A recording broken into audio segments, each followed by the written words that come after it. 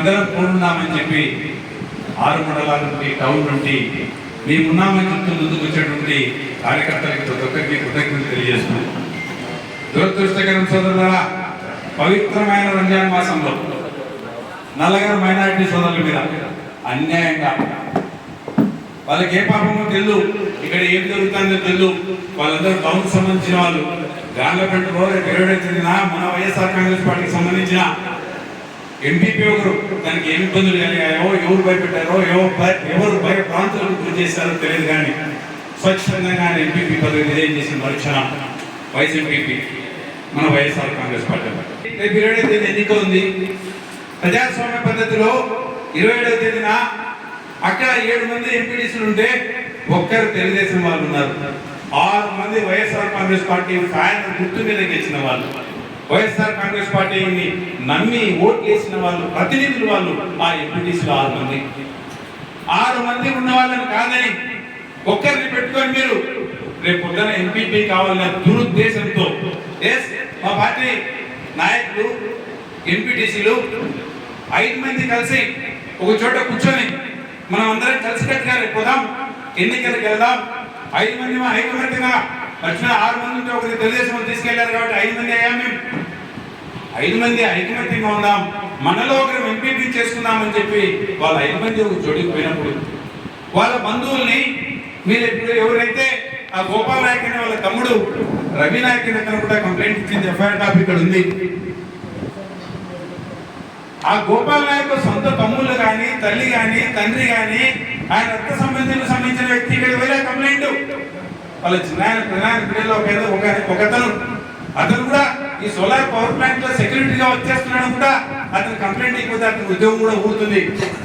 బెదిరించో, నయాన్నో, భయాన్నో ఆ వ్యక్తితో కంప్లైంట్ ఇప్పించి ఏంటనే నాకు అర్థం కాకుండా ఆ ఊరు ఆడిందో తెలియదు, ఆ వ్యక్తి ఎవరో తెలియదు, వీళ్ళకి ఏ పాపమో తెలియదు. రంజాన్ మాసంలో ఉపవాసాలు ఉంటూ పవిత్రంగా వాళ్ళ పనులు కార్యక్రమాలు చేసుకుంటున్న వ్యక్తులు 4 మీద, చాన్బాషా మీద, మబ్బుల్ గారి మీద, సాదిక్ అన్న మీద, షామీర్ అన్న మీద, శ్రీకాంత్ రెడ్డి మీద అన్యాయంగా కేసు కులం పేరుతో దూషించారని చెప్పి పెడుతున్నారే, ఇది సబబు కాదు. వాళ్ళు కంప్లైంట్ ఇప్పించవచ్చు కాక తెలుగుదేశం వాళ్ళు ఇది అన్యాయమైన కంప్లైంట్ అని పోలీసు వాళ్ళకి పూర్తిగా తెలుసు. న్యాయ విచారణ చేయాల్సిన వ్యక్తులు ఎవరైనా ఉన్నారంటే అది పోలీసు వారే. న్యాయ విచారణ చేయండి, న్యాయం ఇటు పక్కుంటే అటు పక్కన నిలబడండి.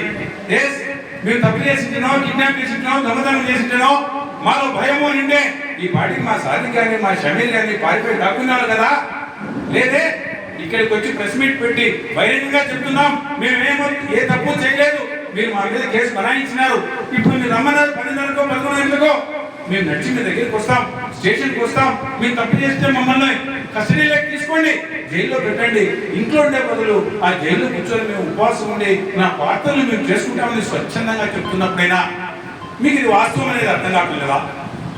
అవును, మీరు ఎవరినైతే కిడ్నాప్ చేశారన్నారో ఆ కిడ్నాప్ కాబడిన వ్యక్తి తన 2 బిడ్డలు ఎత్తుకొని తన భార్యను పక్కన పెట్టుకొని మమ్మల్ని ఎవరు కిడ్నాప్ చేయలేదు, మా బిడ్డ బాగా చూపించుకోవడానికి మేము వచ్చినాం, రేపు 27వ తేదీ జరిగే ఎన్నికకు మేము రాబోతున్నాం, మమ్మల్ని ఎవరు కిడ్నాప్ చేయలేదని వాళ్ళు వీడియో పెట్టినారు కదా, పేపర్లో కూడా వచ్చింది కదా, అందరం చూసినాం కదా.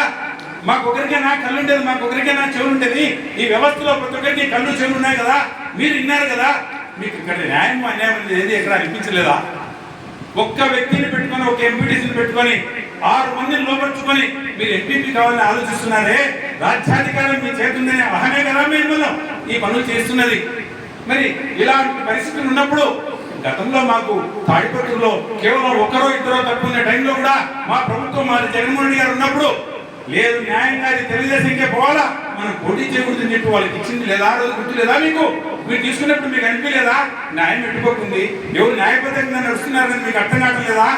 దౌర్జన్యం చేయాలనుకుంటే ఆ రోజు తాడిపత్రిలో మా జగన్మోహన్ రెడ్డి గారు జయించిన వాళ్ళు కాదా? లేకపోతే మా ప్రతినిధి అక్కడ ఉన్నవాడు, మా కంటెస్ట్ చేసిన వాడు ఆ రోజు రన్నింగ్ ఎమ్మెల్యే పెద్దారెడ్డి స్వామిడా, మీరు ఎంత రౌడీజం చేయగలుగుతారో అంత నాకు ఇంత రౌడీజం చేయగలిగిన వ్యక్తి కదా. అతను కూడా ఆ రోజు మా నాయకుడి మాటని వదిలినాం కదా, న్యాయం మీ పక్కన వేరే చేసుకోవడం వదిలాం కదా. మరి ఈ రోజున మీకు ఉండేది ఏకలింగం ఒక్కరిని పెట్టుకొని ఆ ఒక్కరిని ఎంపీపీ చేసుకోవాలని ఆలోచిస్తున్నారే, ప్రపోజ్ చేస్తాను కూడా మీ దగ్గర వ్యక్తి లేడే, ఎలా దౌర్జన్యంగా చేసుకోవాలని ఆలోచిస్తున్నారు? మీరు ప్రజాస్వామ్య ప్రపంచంలో ఉన్నారా లేకపోతే అడవిలో ఉన్నారా? ఒక మాట ఆలోచించి నిర్ణయం తీసుకోండి. ప్రజలకి, మైనారిటీ సోదరులకి బహిరంగంగా అందరి తరఫున మేము క్షమాపణ చెప్తున్నాం సోదరులరా. ఇది దురదృష్టకరం. మీ మీద ఇంత అన్యాయంగా అక్రమంగా కేసులు బనాయిస్తున్నప్పుడు మాకందరికి కూడా ఎక్కడ సంతోషం అనేది ఎక్కడా లేదు. బాధ మైనారిటీ సోదరుల మీద, ఏ పాపము పుణ్యం తెలియని వ్యక్తి మీద ఉపవాసం ఉన్నప్పుడు పవిత్రంగా ఉన్న ఈ మాసాన్ని అందరం కలిసి పండుగని మేము కలిపి నేను చూసాను. మేము తేరు లాగేటప్పుడు నా మైనారిటీ సోదరులు దారి కూడా నా మజ్జిగ పెట్టేవాడు, భోజనాలు పెట్టేవాడు, టిఫిన్ పెట్టేవాడు. నీ పండుగ నా పండుగ అనే వ్యత్యాసం లేదు ఇక్కడ గదిలో. తేరు చేసుకుంటే అందరం కలిసి చేసుకుంటాం, రంజాన్ కూడా చేసుకుంటే అందరం కలిసి చేసుకుంటాం.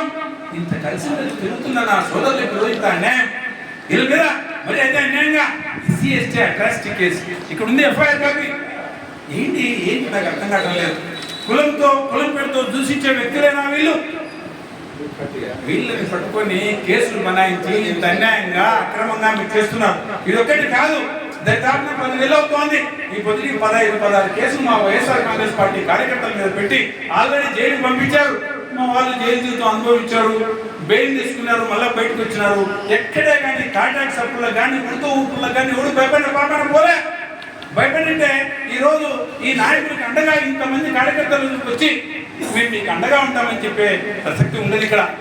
ఇప్పటికి కూడా మేము భయపడ్డా వస్తాం, మీరు పిలిచిన టైంకి స్టేషన్కి వస్తాం, మీరు మమ్మల్ని కస్టడీలోకి తీసుకోండి, జైల్లో పెడతారా మేము పెట్టుకోండి అని చెప్పి ధైర్యంగా చెప్తున్న పరిస్థితి వైఎస్ఆర్ కాంగ్రెస్ పార్టీ కార్యకర్తల మనోధైర్యాన్ని మీరు ఒక మారు గమనించమని. కార్యకర్తలారా ఎక్కడ భయపడద్దండి, జరగద్దండి కూడా. కాస్తో కూస్తో పెడితే కనుక మన మీద కేసులు పెడతారు, నిర్బంధాలు పెడతారు, జైల్లో పెడతారు. జైలుకి మనకి ఇంటికి తేడా లేదు. మీరు పదే చెప్తారు. మీరు ధైర్యంగా నేను ఏ తప్పు చేయలేదు గుండెల మీద చేసుకొని ధైర్యంగా మీరు జైల్లో ఉండండి. మనకి లీగల్ సెల్ ఒకటి జగన్మోహన్ రెడ్డి గారు అపాయింట్ చేశారు. ఆ లీగల్ సెల్ వాళ్ళు వచ్చి మీకు బెయిల్ అప్లై చేసి బెయిల్ అత్యంత తొందరగా తీసుకొచ్చే కార్యక్రమం చేస్తామని చెప్తూ ఇలాంటి తాటాకు చెప్పులకు ఉడత ఊపులకు భయపడమని సంకేతం ఇస్తూ మేము సిద్ధంగా ఉన్నాం. మీకు చెప్పిన మాట ప్రకారం మీరు 11 రమ్మన్నారు. ఇప్పుడు మా నాయకుడిని తీసుకొని మీ స్టేషన్ దగ్గరికి వస్తాం. మీరు అండర్ చేసుకోండి, నిజాలు వాళ్ళు అడిగి తెలుసుకోండి. మీరు ఏ క్వశ్చన్లు అడుగుతారో చెప్పండి, అన్ని క్వశ్చన్లకు సమాధానం చెప్తాం, మేము ఆన్సర్ చేస్తాం. న్యాయమో అన్యాయమో పోలీసు వ్యవస్థ ఎంక్వైరీ చేసి మమ్మల్ని కస్టడీలోకి తీసుకుంటారా, లేకపోతే మమ్మల్ని ఎంక్వైరీ ఇంతవరకు నిర్ణయం తీసుకుంటామని మమ్మల్ని వదిలేస్తారా? నిర్ణయాన్ని మీకు వదిలిపెట్టాం. ఎందుకంటే ఈ పొద్దుటి కూడా మాకు చట్టాల మీద, కాన్స్టిట్యూషన్ మీద, పోలీస్ వ్యవస్థ మీద, అన్ని వ్యవస్థల మీద మాకు నమ్మకం ఉంది పూర్తిగా. మిమ్మల్ని కొంతమంది లోపరుచుకోవాలని, మిమ్మల్ని బెదిరించాలని, మీ మీద ప్రెజర్ పెట్టో ఈ కార్యకలాపాలు చేస్తున్నారు. పోలీసులు మాకు ఇప్పుడు శత్రువులు కాదు. వ్యవస్థలో మీరు బాగా లాండ్ ఆర్డర్ని కంట్రోల్ చేయాల్సిన వ్యక్తులు మీరు వారి విశేషంతో ఆలోచించండి. ఈ ఊరు కాదు ఊళ్ళో ఉద్యోగం ఇస్తారు, ఈ స్టేషన్ కాదు ఇంకో స్టేషన్లు ఇస్తారు, పోలీస్ స్టేషన్ పంపిస్తారు, కానీ మిమ్మల్ని పోస్ట్ ఆఫీస్ మాత్రం పంపేది గుర్తుపెట్టుకోండి. ఆ ధైర్యంతో మీరు వర్క్ చేసినప్పుడు పోలీస్ వ్యవస్థ మాకు కొట్టింది అండగాని సామాన్యమైన పౌరుడు ఈ దేశంలో ధైర్యంతో న్యాయపక్షాన మాట్లాడే పరిస్థితులు వస్తాయి.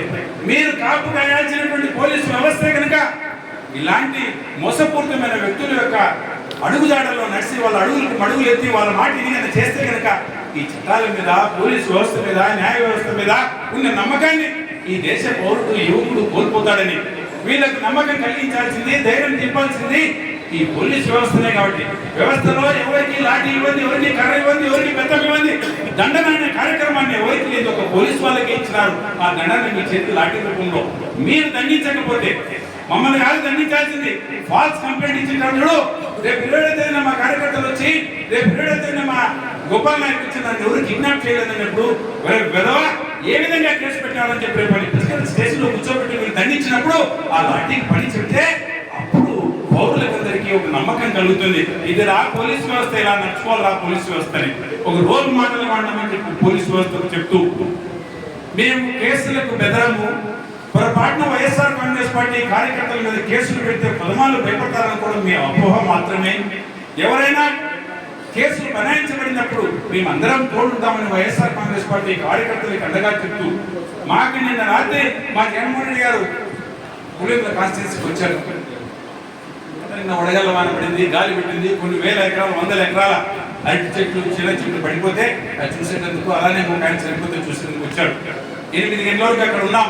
మాకు తెలిసినప్పుడు సాధికారాన్ని పిలిపించారు, స్టేషన్లో పెట్టారని చెప్పి వాళ్ళప్పుడు బయలుదేరి నైట్ మళ్ళీ ఇక్కడ చేరుకొని మళ్ళా కార్యకర్తలకు ధైర్యం చెప్పుకుంటూ ఇప్పుడు ఇక్కడ ప్రెస్ మీట్ పెట్టి మా మనోభావాల్ని మమ్మల్ని మీరు ఎంత ఇబ్బంది పెడుతున్నారు, మీరు ఏ విధంగా నడుచుకోవాలని ఇక్కడ ధైర్యంగా చెప్తూ తాటాకి చెప్పుల్లో పేపర్ సోదరా, నీ బెదిరిలో పేపడాల మీద వైఎస్ఆర్ కాంగ్రెస్ పార్టీ ఉండేది కాదు.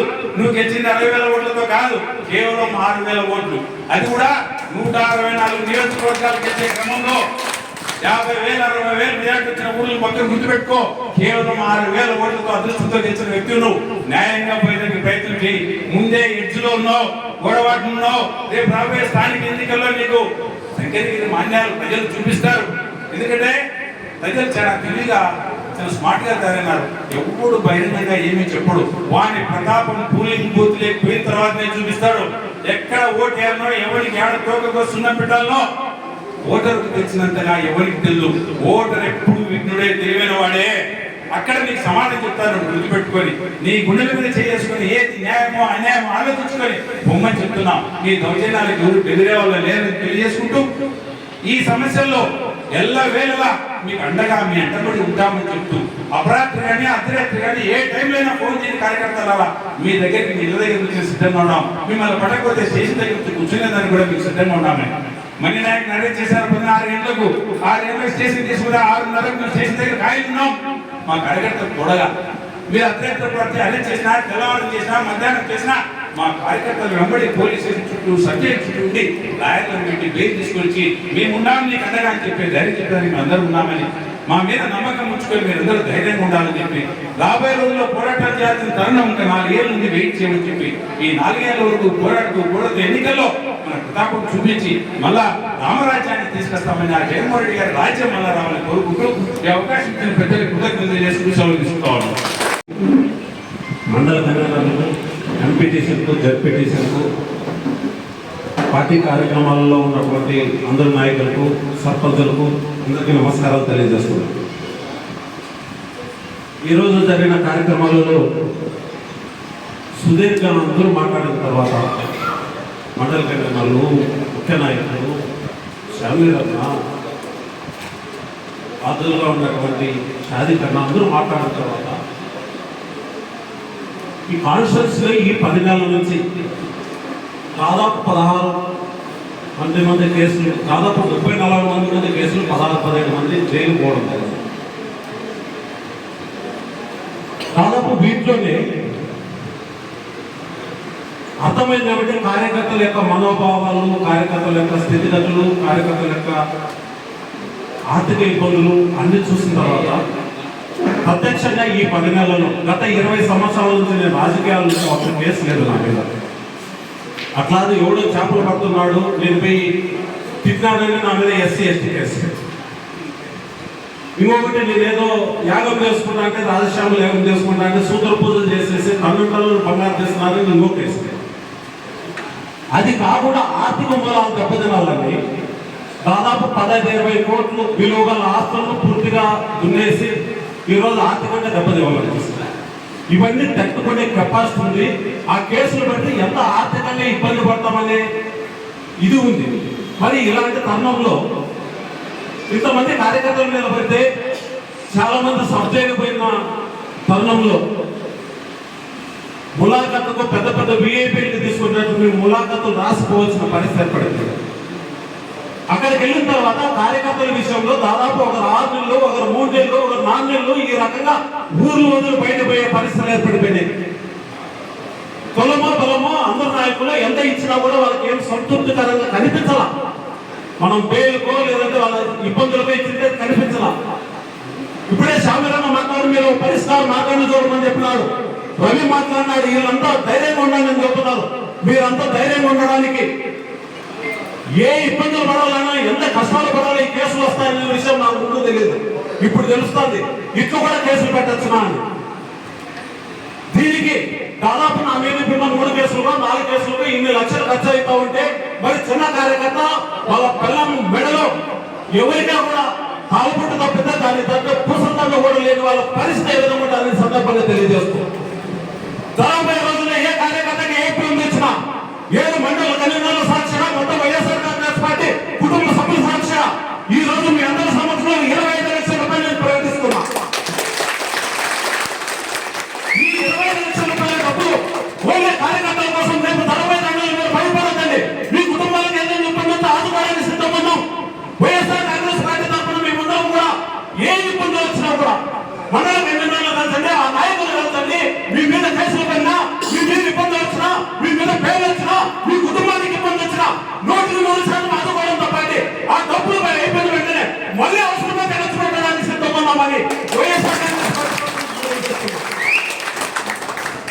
కష్టాలు తెలుసు. అమర్నాథ్ రెడ్డి అనే పిల్లడు పాపం చిన్న ప్రాణం. ఆ పిల్లలు కూడా పోస్ట్ సల్పు రాదు, ఎవడో ఫార్వర్డ్ చేస్తున్నారు. వాడి ఏడ్చింది తక్కువ. మెగా అంజాద్ పరిస్థితి వాళ్ళ నుంచి కొట్టి కేసు పెడితే ఆ పిల్లలు 7 నెలలు పెద్ద నుంచి వెళ్ళిపోవడం పరిస్థితి. ఆ పిల్లలు మనీ ఎట్టి పరిస్థితి ఏం చేస్తున్నాడు? దీన్ని బట్టి ఏమర్థం అవుతుందంటే తెలుగుదేశం పార్టీ నాయకులు కొట్టేదవుతున్నాం. ఇన్ని రోజులు కేసులు ఎదుర్కొన్నాం, ఇంకా నుంచి ప్రతిఘటించడం స్టార్ట్ చేస్తున్నామంటే ఊరు బదలాలని మీ అందరూ ఈ సందర్భంగా మీ అందరికీ మీకు తెలియజేస్తున్నాం.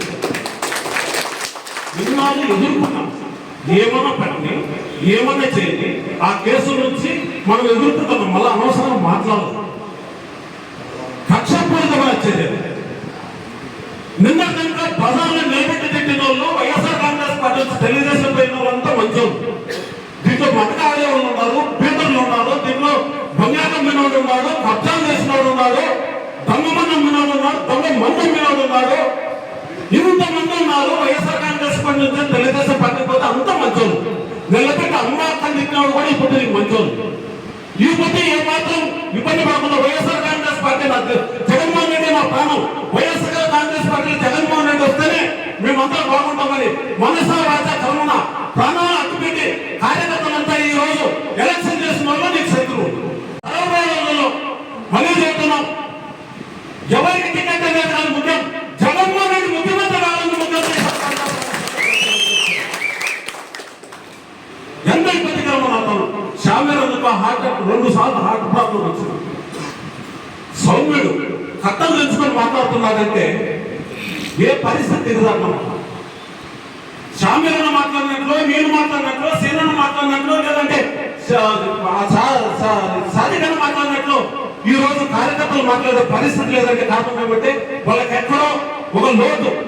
మేమేమన్నా జరిగితే లేదా మాకేదైనా ఇబ్బంది అయితే మమ్మల్ని ఆదుకోవడం, ఆదుకోవాలంటే అంత రెడీ ఉన్నాం.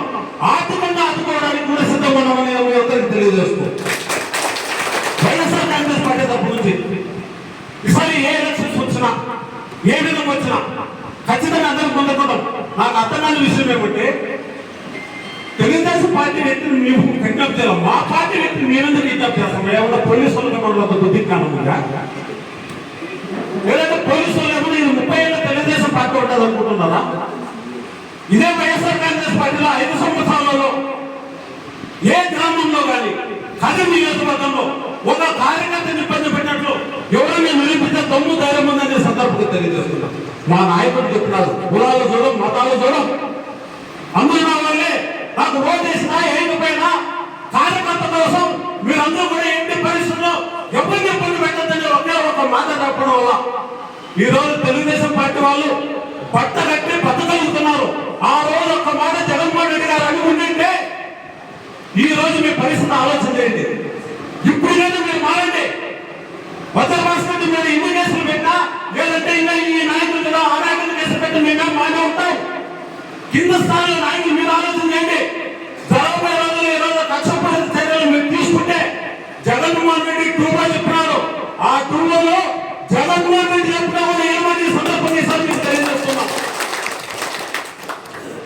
ఏదన్నా కానీ ఒక కార్యక్రమం కదిరి నియోజకవర్గం ఈ రోజు స్వతంత్రం వచ్చిన నుంచి ఈ రోజు వరకు నిజామలి, షాకీర్, తర్వాత ఎంతోమంది బిసి నాయకులు, ఎంతోమంది శ్రీనారాయణ, ఏమారెడ్డి, ఎంతో మంది ఎమ్మెల్యేలు అయినారు, మినిస్టర్లు అయినారు. మరి ఎక్కడో ఈ రోజు వరకు పరిస్థితి రాలా. కదిరి నియోజకవర్గంలో ఈ రోజు మనస్ఫూర్తిగా ప్రజలకు పంపించమని ఇప్పుడు ఎన్నికైన నాయకుల్ని ఎవరికైనా వ్యాపారస్తులు బాగున్నారా, లేదంటే గోల్డ్ షాపులు బాగున్నారా, వ్యవసాయస్తులు బాగున్నారా, ఏ వర్గము కూడా సరిగ్గా లేదు. అంతెందుకు మీ పార్టీలోనే 90% వైఎస్ఆర్ కాంగ్రెస్ పార్టీ నాయకులు తప్పిన తెలుగుదేశం పార్టీ వాళ్ళంతా కూడా మా కాళ్ళు పోయి ఈ రోజు వాళ్ళు తిట్టుకున్నట్లు ఎవరు తిట్టుకోలేదు. తెలుగుదేశం పార్టీ వాళ్ళని నాశనం అయిపోయినారు. వెంటనే చేయండి, మేము చేయం. తెలుగుదేశం పార్టీలో ఇసారి వస్తే మా పార్టీలోకి ఇప్పుడే చెప్పారు, మా మొదలుగానే ఉన్నారు, ప్రయారిటీ బేస్డే ఈ రోజు ఎవరు కష్టపడినారు, ఎన్నిసార్లు చేయకపోయినారు, ఏ విధంగా మొదలుపెట్టినా దాని మీద ఖచ్చితంగా మొదలుపోతాం. ఇన్ని కేసులు, ఇన్ని ఇబ్బందులు, ఇవన్నీ కరెక్ట్ కాదు. కేసులు పెట్టడం, బయటికి రావడం, గట్టిపడమే. కాబట్టి కార్యకర్త విషయంలో మళ్ళీ చెబుతున్నాం, ఎట్టి పరిస్థితుల్లో ఎటువంటి ఇబ్బందులు వచ్చినా 7 మంది మండల కన్వీనర్లు సంబంధించినటువంటి ఎంపీటీసీలు జెడ్పీటీసీలు మొత్తం నాయకత్వం అంతా ఏ ఇబ్బంది వచ్చినా వైఎస్ఆర్ కాంగ్రెస్ పార్టీ తరపు నుంచి వైఎస్ఆర్ కాంగ్రెస్ పార్టీ రాష్ట్ర ప్రధాన కార్యదర్శిగా వజ్రభాస్కర్ నేను నాకు బట్టి నాయకులందరి యొక్క ప్రోత్సాహంతో అందరి సహకారంతో ఏ అవసరం వచ్చినా కూడా నేను 25 లక్షల రూపాయలు అయిపోయిందో ఖర్చు పెడతాను. మళ్ళీ అవసరమైతే మళ్ళీ డిపాజిట్ చేయడానికి కూడా సిద్ధంగా నాకు